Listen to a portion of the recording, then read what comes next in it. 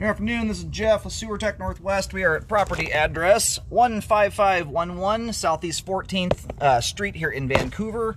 We are located just to the left of the front door. I describe everything as if you are standing in the street facing the front of the house. You've got a great landmark here. This cleanout was buried. It's actually quite easy to see where the main line travels through the foundation bent, but really good landmark. This piece of trim here that lines up with the right side edge of that window is perfectly in line with the cleanout. 3-inch ABS cleanout, checking the overall condition and serviceability of the sanitary sewer line. Water's running, we are zeroed out, and off we go here. We've got a little hot water moving through the pipe. We'll get the steam cleared out when we pull back in. We'll get a little bit more clear image. For some reason I can't get that kitchen sink in there to run nice and cold.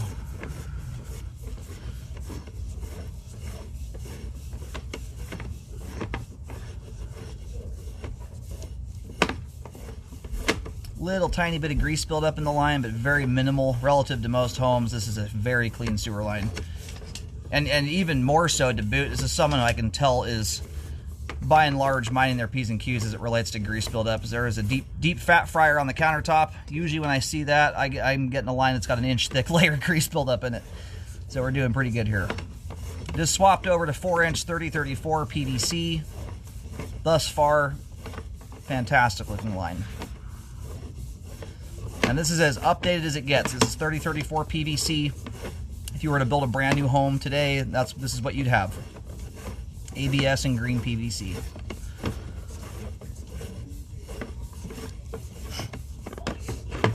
Now, spectacular looking sewer line. There's the main lateral there. We're gonna go locate the camera head really quick here while the pipe drains out. And we'll get another look at everything as we come back. Better view once the line's drained. I don't suspect we're gonna find anything.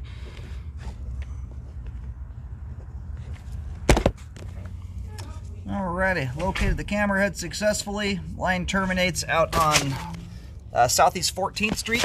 As the line makes its way out to the road, by the time it straightens out to shoot off into the street, the line is running down.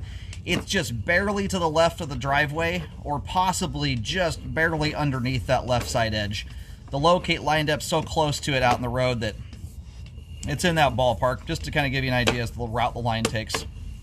And I'm glad they chose that route. It veers the opposite direction of the big tree. You want your line as far away from that puppy as possible. That thing's a monster.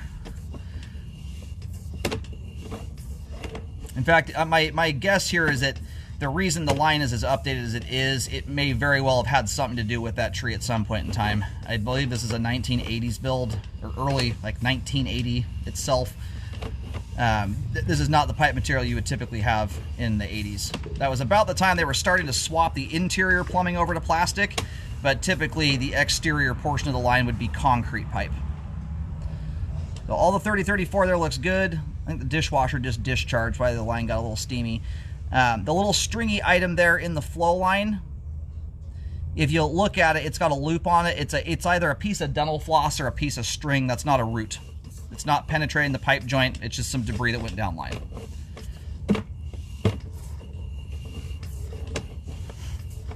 Anyway, if you want to keep the line this clean, that little bit of kind of tan, yellowish, brown stuff there in the flow line, which right now is at the top of the screen, is a very minor example of grease buildup.